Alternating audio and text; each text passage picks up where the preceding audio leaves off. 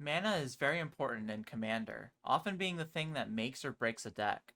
In my opinion, building a functional mana base is one of my favorite parts of creating a deck in EDH, due to the sheer number of fun and strong utility lands that exist in the format. Even with their downsides, I love playing with non-basic lands, especially ones that have land types, since they are very tutorable. Some of these land types include Desert, Gate, Locust, and Urzas, but there exists a non-basic land type that, in my opinion, gets overshadowed a lot and I love dearly that I'd like to share with you. These lands are known as caves, and they may have only been printed in like 2 sets, but they have lots of exciting options for your next deck. Caves were originally printed not very long ago in Lost Caverns of Ixalan in 2023, as the main cycle of lands for the set, although they also showed up in Modern Horizons 3. They were designed to show off the interior of Ixalan and serve as a place of adventuring and spelunking for the plane's many inhabitants. I'll be honest, I'm not a huge MTG lore head and don't keep up with the stories as they come out, so I don't know the lore implications of Ixalan being so full of caverns. But I do know they are very fun gameplay pieces, and as the queen of caves, I have lots of relevant experience with these lands in Commander.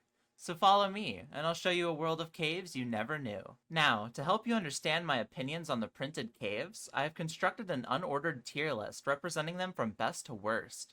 In the interest of showmanship, we will save the best caves for last, and start by discussing the caves that I think you shouldn't play in most decks. Here's the tier labeled bad most of the time, and it includes 3 caves. I also chose to rank the cards that flip into caves on their backside as well, so we will be talking about those too.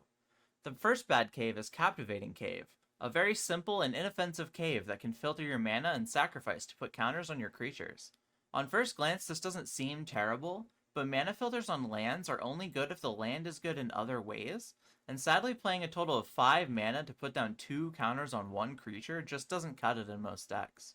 I would only play this one if you have counter synergies and somehow care about tutoring caves in your very likely green deck. The next bad cave is one called Promising Vein. It can tutor a basic land by sacrificing itself. Despite being the cheapest version of this effect at 1 mana, it just doesn't have many uses outside of additional landfall triggers, which are easier to get with better cards. And I just don't see the point when we have lands like Fetches and Evolving Wilds that can get basic lands easier. This land has a use as an untapped colorless land that can turn into colored mana, but I just don't see the point. The last cave in this tier is a flip cave called Grasping Shadows. It can be used to give keywords to a single attacking creature and can eventually draw cards on its backside. The reason I have this cave so low despite being able to draw cards is because it is way too slow at its job. It can only buff one single creature during combat, and that creature has to be attacking alone to even get this value. It doesn't draw cards until you flip it, which is quite a task since it requires 1 attack every turn for 3 turns to flip, and then takes mana to draw 1 card a turn, up to a limit of 3 total cards. It's unfortunately too slow in any format to be worth playing unless you very specifically care about lifelink and death touch on your Voltron threat. The next tier up is only good in a dedicated cave deck, and includes 2 cards. This tier is very simple. It's only caves that function exclusively when you have more than a couple of caves. Just tutoring a couple caves a game won't make these playable. The first one is Cavernous Maw, an above-the-curve creature land that can only be activated when you have at least 3 caves in total between the battlefield and your graveyard. In my experience, creature lands in Commander are only good on occasion, and one that requires this many hoops to jump through just isn't worth playing in a non-cave deck. The second cave in this tier is Forgotten Monument, a cave that makes all your caves turn into a city of brass. Making all your caves produce any color is obviously very good if you have a mostly cave mana base, but in Commander this just isn't realistic. Unless you're very color intensive, then you can't play very many caves in a Commander deck due to the singleton rule, but also tutoring them every game is difficult.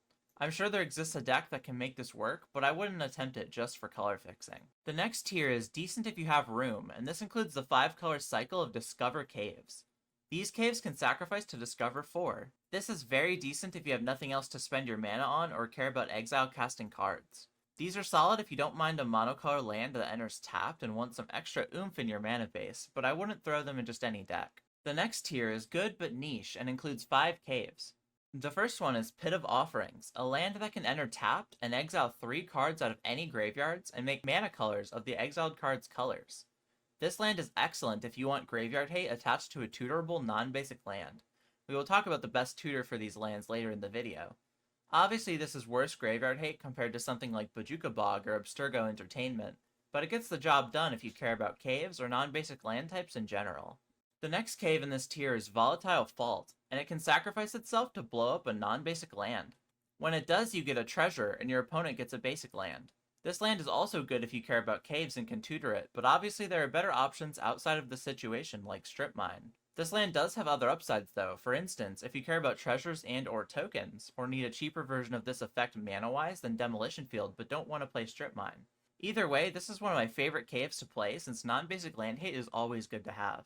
There are also two lands, one black border and one silver border, that can function as any non-basic land type.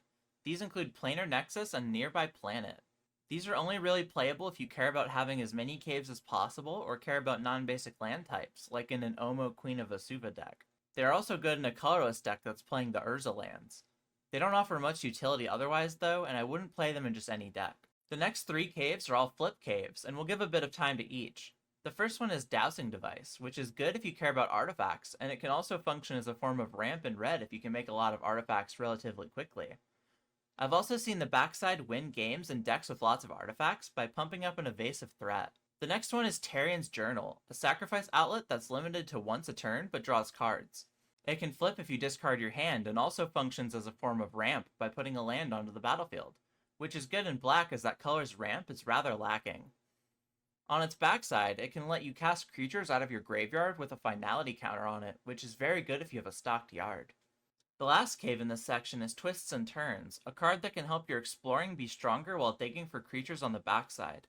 I wouldn't play this outside of a deck that explores a lot, but in that deck it is likely very strong. The final and best category is Amazing in most decks, and this one speaks for itself. These caves are playable in enough decks that I don't think you'll ever be too unhappy to see them in your deck list, with some minor exceptions. The first one I put down is Echoing Deeps. This cave can copy any land in a graveyard when it enters. This is good if anyone is milling or discarding often, but even can just copy a fetch land in a pinch. This card goes down in value if no one at your table is playing any graveyard strategies or fetch lands, but I think enough tables have these going on that you can play this in most decks and be happy. The next cave is Sunken Citadel, a personal favorite of mine. This land can enter tapped and choose any one color to make mana of in the future. But the twist is that it can also tap to make 2 mana for land abilities. This is phenomenal if you're as big of a believer in utility lands as I am. This pays fully for many useful lands, but also makes it easier to play more expensive utility lands like Underdark Rift or Abstergo Entertainment or Fountain Port. This land is in every deck I build that can tutor caves. This effect should not be underrated. I highly recommend this land if you have lots of lands with activated abilities in your decks. The next land is Urza's Cave, and this one is obviously good. It can sacrifice itself to search for any land in your deck and put it directly onto the battlefield. This is good in any deck that has lands it wants to find, but also is just decent in most decks. I don't play it nearly as often as I should, but a tutor on a land is very strong if you build your deck with it in mind. Just be aware it only makes colorless mana, so it might be worse the more colors your deck is. The next cave is Sunken Palace, and this land can exile 7 cards out of your yard to copy a spell or ability. I play this land in most blue decks that can tutor caves, since copying a spell or ability in the late game can often just win you the game outright. Obviously, the less you are filling your own yard, the worse this land gets, but it's very playable even if you can't tutor it out very easily in my opinion. The biggest problem with it is that it enters tapped, but besides that it is splendid.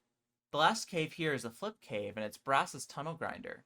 This is a 3 mana artifact that can wheel your hand away and draw you a new one. It also flips if you descend on 3 separate turns.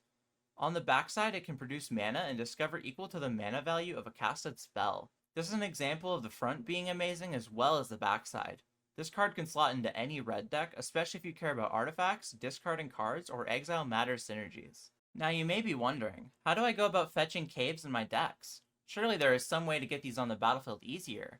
Well, you're in luck, my dear viewer. There's many ways to tutor non-basic lands in general in green like Hour of Promise and Titania's Command, but my favorite cave-specific way to tutor caves directly to the battlefield is a card known as Scampering Surveyor.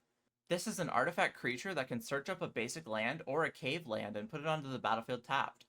Not only is he a cute little robot that likes to explore caves, but he also has many uses. Since he has an Enters trigger, you can blink it and get even more lands out of it, or like I do in my Gandalf Polyamory deck, you can also duplicate his trigger with stuff like Panharmonicon and Elish Norn, Mother of Machines. He is also an artifact, so in some decks he has additional synergies, like in Gandalf where I can cast it with Flash Speed. I also play lots of decks that can make token copies of cards, and if you can fit the Scamperer in a deck that does that, it's useful to have at least a few caves so you can grab more useful lands than just basic lands. There are also other cave-specific tutors that I don't tend to play as often, but if you find that you really want caves on the battlefield, these can be good options. The first and best of them is Cosmium Confluence, which can tutor up to 3 caves to the battlefield. It can also make your caves into creatures or destroy enchantments. I have yet to test this card out in my decks that run 3+ caves, but 3 lands on the battlefield for 5 mana is frankly absurd, and it has other modes.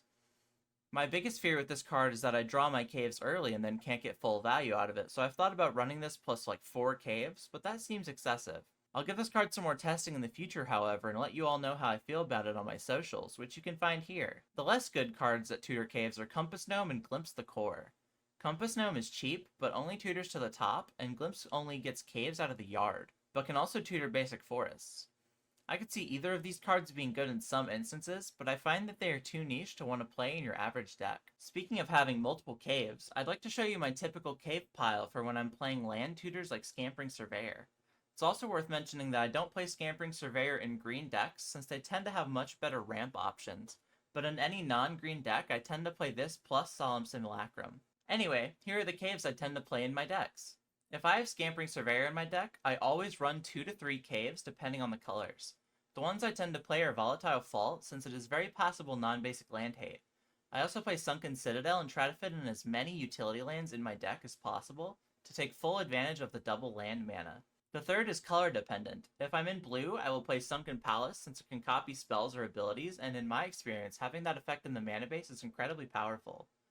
If I don't want to play my typical Abstergo Entertainment, then I will sometimes run Pit of Offerings as graveyard hate, but not often. I also on occasion play Urza's Cave or Echoing Deeps, but these are less common picks for me, so my usual 2 or 3 are Sunken Citadel, Volatile Fault, and either Sunken Palace or in blue or on occasion Urza's Cave or Echoing Deeps in graveyard decks. Anyway, that's all I have to say about the wonderful caves of Magic the Gathering. I really enjoyed making this video, and I love playing caves so much, so I hope you all enjoyed your time watching it.